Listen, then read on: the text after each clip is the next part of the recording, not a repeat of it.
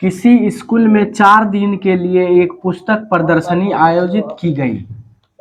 पहले दिन और दूसरे, तीसरे और चौथे अंतिम दिन जो है कुल टिकट जो है इतना इतना और इतना बिका है। पहले दिन कितना टिकट बिका है, लिखेंगे पहले दिन टिकट की बिक्री, टिकट की बिक्री, टिकट की बिक्री कितना हुआ पहले दिन, 1094। फिर दूसरे दिन लिखेंगे, दूसरे दिन टिकट की बिक्री कितना हुआ, 1812। तीसरे दिन कितना हुआ, तीसरे दिन टिकट की बिक्री कितना हो गया जी, 2050। और चौथे दिन टिकट की बिक्री कितना हुआ, 2751 टिकट बेचे गए। समझ गया। उसके बाद बोल रहा है इन 4 दिनों में बेचे गए टिकटों की कुल संख्या कितना होगा। ये 4 दिन जो टिकट बेचा था टोटल कितना होगा, तो 4 दिन का लिखेंगे, 4 दिनों में टिकटों की कुल संख्या कितना होगा, टिकटों की कुल संख्या क्या करेंगे, सबको क्या करेंगे, सबको जोड़ना पड़ेगा जी हमको।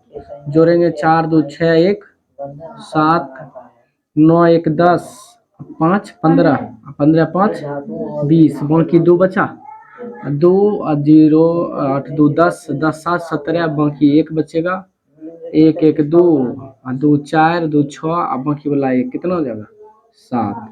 7707 टिकट बेचे गए चारों दिन मिलाकर। समझ में आया। शेखर एक प्रसिद्ध क्रिकेटर खिलाड़ी है। खिलाड़ी को तुम लोग जानता है ना, एक खिलाड़ी है शेखर नाम का, प्रसिद्ध खिलाड़ी है। टेस्ट मैच हो रहा है, टेस्ट मैचों में अब तक वो उसने 6980 रन बन चुका है। कितना रन बना चुका है अब तक, जितना भी खेला है मैच टोटल मिलाकर अभी तक कितना, 6980 रन बना चुका है। वह चाहता है कि 10,000 हमारा रन पूरा हो जाए, वो 10,000 रन पूरा करना चाहता है। तो उसे और कितने रनों की जरूरत पड़ेगा, तो हम क्या करेंगे, इसको घटाव करेंगे। तो हम किस तरह से लिखेंगे, लिखेंगे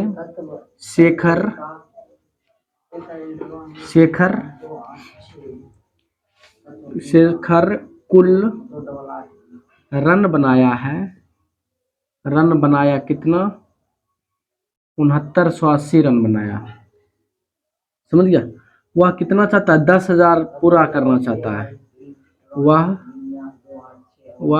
पूरा करना चाहता है कितना रन जी, 10,000 रन पूरा करना चाहता है। समझ गया। और कितने रन की आवश्यकता पड़ेगा, इतना रन बना चुका है, इतना रन चाहिए उसको बनाना है कितना, 10,000। तो कितने रनों की, यहाँ पर लिखेंगे रनों की आवश्यकता, रनों की, इसलिए रनों की आवश्यकता कितना होगा जी, 10,000 में 10,000 है ना, ये घटा देंगे 6 9 8 0, घटाएंगे, 0 में 0 घटेगा 0, 8 में 0 में 8 नहीं घटेगा, पैसा लेंगे। समझा जी। 10 में 60 गया 2, फिर यहाँ पर 9 में से 9 गया 0, यहाँ पर 9 में से 6 गया 3, यानी 3020 रन और उसको बनाना पड़ेगा। एक चुनाव देखा होगा, गाँव में होता है चुनाव, सफल प्रत्याशी यानी जो जीता है, चुनाव में जो जीत जाता है उसी के बारे में बोल रहा है। सफल प्रत्याशी ने 5,77,500 मत प्राप्त किए। टोटल वोट कितना आया, मत मतलब क्या होता है, वोट जी। टोटल वोट जो है, जो जीत गया है ना, उसको 5,77,500 वोट आया है। जबकि उसके निकटतम प्रतिद्वंद्वी ने 3,48,700 मत प्राप्त किए। सफल प्रत्याशी ने चुनाव कितने मतों से जीता, ये जो है कितना मतों से जीता है। ये आदमी जो है कितना आया इसको वोट, 3,48,700। और ये जो है, जबकि उसके निकटतम द्वंद्वी लिखा हुआ है, द्वंद्वी का मतलब यहाँ पर हो गया क्या कि और जो भी खड़ा था उसको कुल कितना वोट मिला है, 3,48,700। इसको कितना मिला, 5,77,500 वोट मिला है। तो बोल रहा है सफल जो हुआ, जो जीता है, वो कितना वोट से जीता है वो हमको ज्ञात करना है, यानी घटाना है। तो सफल प्रत्याशी लिखेंगे, सफल प्रत्याशी ने सफल प्रत्याशी का कुल मत कितना हो गया? कुल मत बराबर लिखेंगे 5,77,500 इसका कुल मत हो गया, समझ गया। और जो उसके निकटतम प्रतिद्वंद्वी है लिखेंगे निकटतम प्रतिद्वंद्वी, उसका कुल मत कितना हो गया? कुल मत 3,48,700 ये हो गया। बोल रहा है ये सफल प्रत्याशी कुल कितने मतों से जीता है, तो लिखेंगे सफल, इसलिए सफल प्रत्याशी ने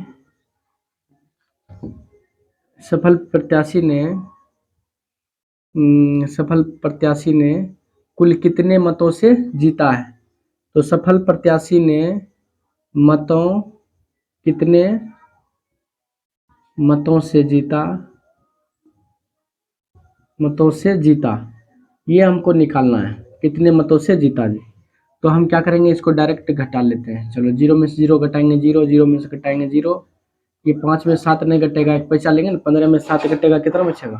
8, यहाँ पर बचा 6, 6 में 7 नहीं घटेगा, एक पैसा लेंगे 16, 16 में 7 गया 8, यहाँ पर 6 में से 4 गया 2, 5 में से 3 गया 2, इतना वोट से वो जीता है।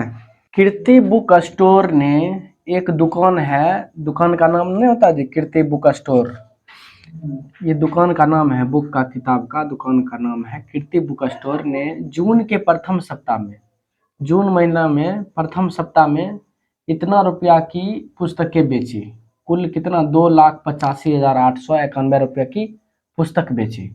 इसी महीना के दूसरे सप्ताह में उसने 4,07,68 रुपया का पुस्तक बेचा। दोनों सप्ताह में कुल कितना बिक्री हुआ पहले ये निकालना है, फिर किस सप्ताह में ज़्यादा बिक्री हुआ और कितना अधिक हुआ वो भी ज्ञात करना है। तो सबसे पहले हम पहले सप्ताह में देख लेते हैं कितना बिक्री हुआ। लिखेंगे प्रथम सप्ताह में पुस्तकें बेची गई, कितना पुस्तक बेचा गया? 2,85,891, इतना रुपया का बेचा गया, पुस्तकें बेची गई इतना रुपया का। दूसरे सप्ताह में पुस्तकें बेची गई, वो उसका कितना रुपया दाम है? 4,07,68 रुपया का पुस्तक बेचा टोटल। उसके बाद बोल रहा है दोनों सप्ताह में कुल मिलाकर कितनी बिक्री हुई, तो यहाँ पर लिखेंगे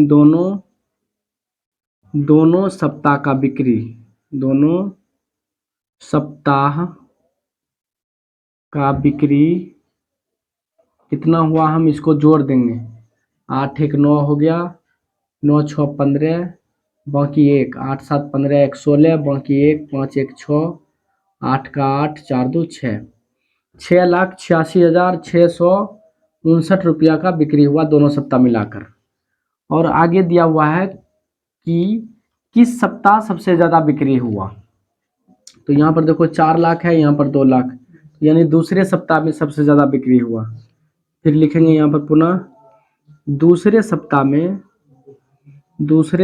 में सबसे अधिक बिक्री हुई, सबसे अधिक बिक्री हुई,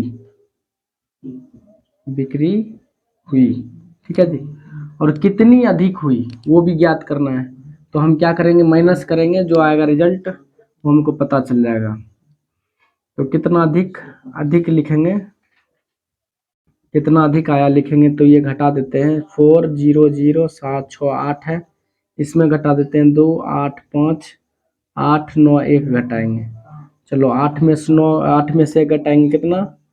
7, यहाँ पर पैसा लेंगे 16, 16 में से 9 गया 7, फिर यहाँ पर बचेगा 6, 8 बचेगा, यहाँ 9 में से 5 गया 4, 9 में से 8 गया 1, और यहाँ 3 में से 2 गया 1, 1,14,877 रुपया जो है ज़्यादा बेचा गया दूसरे सप्ताह में। अंकों 6, 2, 7, 4, 3 ये 5 गो अंक लेकर के सबसे इसी का प्रयोग करते हुए, और एक ही बार प्रयोग करना है, एक बार से ज़्यादा नहीं लेना है संख्या को। सबसे बड़ी संख्या और सबसे छोटी संख्या लिखना है, उसके बाद दोनों का अंतर भी ज्ञात करना है। तो सबसे बड़ी संख्या कैसे लिखते हैं, इसी अंक का प्रयोग करके वो बता देते हैं। तो इस अंक का प्रयोग करके हम बहुत सारे संख्या बना सकते हैं, लेकिन सबसे बड़ी संख्या किस तरह से बनाते हैं, जो बड़ा संख्या ना पहले लिखेंगे। यहाँ पर सबसे पहले लिख देते हैं सबसे बड़ी संख्या, सबसे बड़ी संख्या, सबसे बड़ा इसमें क्या है 7, उसके बाद 6 है, फिर 4 है, फिर 3 है, फिर 2 है, ये 5 गो अंक हो गया। यही हमारा सबसे बड़ी संख्या होगा। और सबसे छोटी संख्या क्या होगा, सबसे छोटी संख्या, उसको हम क्या करेंगे, इसको बढ़ते क्रम में लिखेंगे। सबसे बड़ी संख्या को लिखने के लिए घटते क्रम, और सबसे छोटी संख्या को इसी अंक को हम जो है बढ़ते क्रम में लिख देंगे। सबसे छोटा कौन सा है 2, फिर 3 है, फिर 4 है, फिर 6 है, फिर 7 है। इसको हम बढ़ते क्रम लिख दिए, इसको घटते क्रम लिखे हैं, तो सबसे बड़ी संख्या जो बढ़ते क्रम लिखे हैं वो सबसे छोटी संख्या हो जाएगा। अब इस दोनों का अंतर बोल रहा है कितना होगा, तो अंतर हम निकालेंगे। अंतर बराबर, अंतर का मतलब होता है घटाव कितना होगा। चलो घटाएंगे, हम यहाँ पर डायरेक्ट घटा लेते हैं। 2 में 7 घटाएंगे, नहीं घटेगा, 1 पैसा लेंगे, 12, 12 में 7 गया 5। फिर यहाँ पर बचेगा 2 में 6 नहीं घटेगा, 1 पैसा लेंगे, 12, 12 में 6 गया 6 बचेगा। यहाँ पर 3 में 4 नहीं घटेगा, 1 पैसा लेंगे, 13, 13 में 4 गया 9। यहाँ पर बचेगा 5, 5 में 3 गया 2, 7 में 2 गया 5। इस दोनों का अंतर इतना हो।